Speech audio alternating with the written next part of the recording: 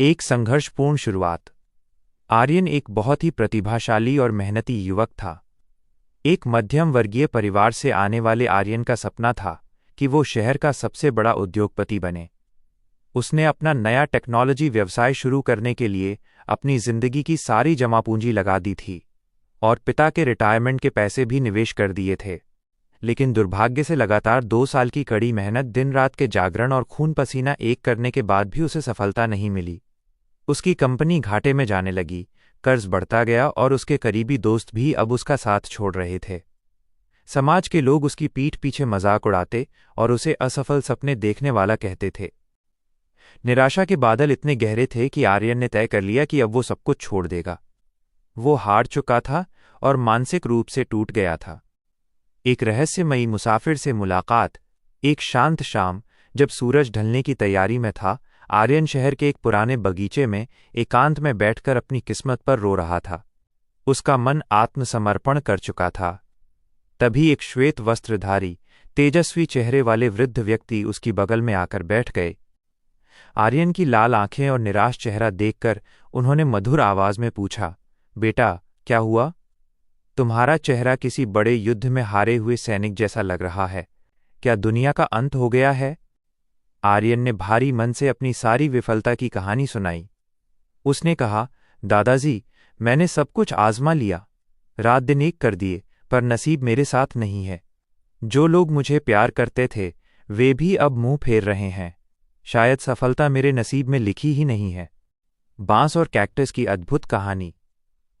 वृद्ध व्यक्ति धीरे से मुस्कुराए और आकाश की ओर देखकर बोले, बेटा, तुम कुदरत को पहचानने में भूल कर रहे हो। मैं तुम्हें एक रहस्य बताता हूं।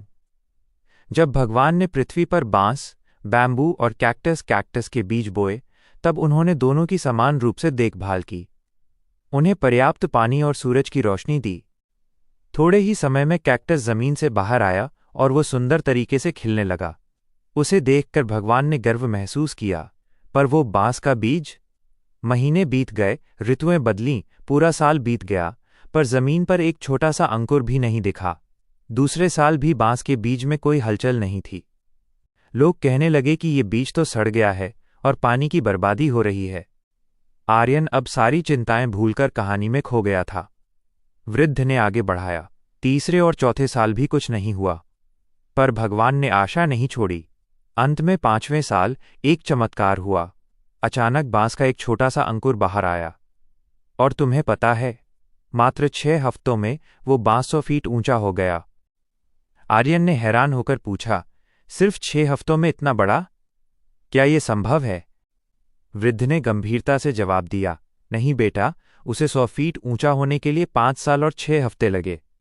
उन 5 सालों के दौरान वो बांस जमीन के ऊपर नहीं, बल्कि जमीन के अंदर काम कर रहा था। वो अपनी जड़ें, रूट्स इतनी गहरी और मजबूत बना रहा था कि जब वो आकाश की ओर बढ़े तब वो हवा के झोंके और अपनी ऊंचाई सहन कर सके। अगर उसने उन 5 सालों में संघर्ष न किया होता तो वो 6 हफ्तों में खड़ा नहीं रह पाता। आत्मबोध और पुनर्जन्म। वृद्ध ने आर्यन के कंधे पर हाथ रखा और उसकी आंखों में आंखें डालकर कहा, आर्यन, तुम्हारा ये असफलता और कर्ज का समय उस बांस के उन 5 सालों जैसा है। तुम हार नहीं रहे हो, तुम अपने अनुभवों की जड़ें मजबूत कर रहे हो।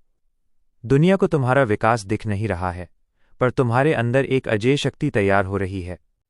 जिस दिन तुम्हारी सफलता का अंकुर फूटेगा, उस दिन तुम भी इस बांस की तरह ऐसी ऊंचाइयां हासिल करोगे कि आज के आलोचक तुम्हें देखते रह जाएंगे।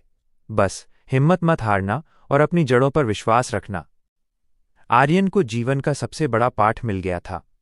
उसे समझ आ गया कि अब तक की ठोकरें उसे कुचलने के लिए नहीं, बल्कि उसे एक मजबूत व्यक्ति बनाने के लिए थीं। उसकी विफलता उसका अंत नहीं, बल्कि एक भव्य शुरुआत की तैयारी थी। उस रात आर्यन घर गया, अपनी डायरी खोली और नई योजनाएं लिखने लगा। इस बार उसकी आवाज में घबराहट नहीं थी, बल्कि बांस जैसी मजबूती थी। 5 साल बाद आर्यन शहर का सबसे बड़ा टेक टाइकून बन गया। आज जब लोग उससे पूछते हैं कि आपकी सफलता का रहस्य क्या है, तब वो मुस्कुराकर सिर्फ इतना ही कहता है, मैं बस अपनी जड़ें मजबूत कर रहा था। प्रेरणात्मक सीख। जब आप मेहनत करते हैं और परिणाम नहीं मिलता तो निराश न हों। याद रखें कि आप दफन नहीं हो रहे हैं, बल्कि आप रोपे जा रहे हैं। आपकी सफलता की ऊंचाई आपके संघर्ष की जड़ों पर निर्भर करती है। अगर आपको ये कहानी पसंद आई तो वीडियो को लाइक करें और हमारी चैनल को सब्सक्राइब करें। ऐसे ही और दिलचस्प वीडियो देखने के लिए हमारे साथ बने रहें।